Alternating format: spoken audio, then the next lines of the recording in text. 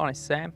I started the kayaking company about 12 years ago in 2007. This wee place here is up towards Glenorchy. It's Lake Face Creek. It's 12 years of operating here in the Wakatipu. We've got two full-time guides, myself and my wife as well. So it's a bit of a family business, and yeah, the boys are all become part of the family as well.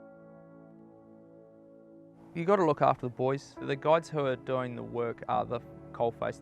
They represent your company. If you underpay or don't look after them, then how are they going to portray your company?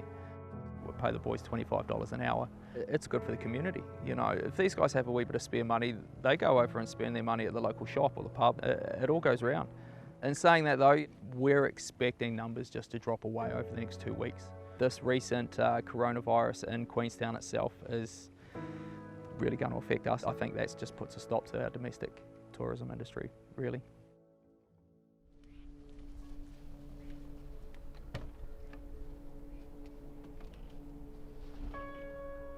The new changes on any tourists coming into New Zealand, that's going to have a huge impact.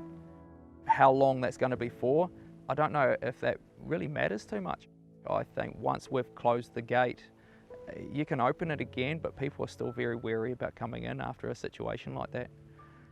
I imagine people on holidays would be very wary about travelling at the moment.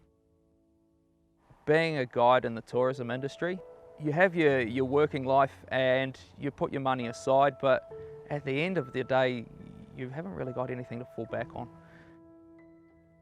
I don't know if it's something that you could really class as a career too easily. It is very difficult. We're looking at closing. We're going to give the boys 2 weeks notice.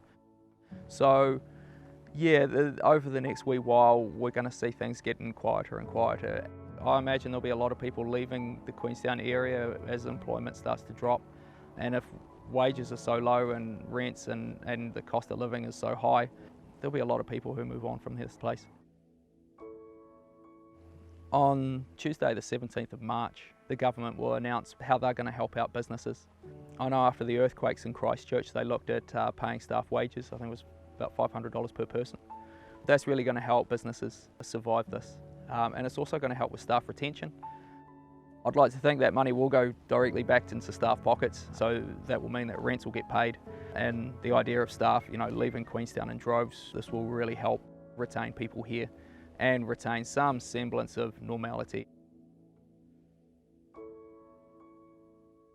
We've seen QLDC put their eggs in one basket for a long time. I think the chickens are coming home to roost a little bit on our reliance on adventure tourism.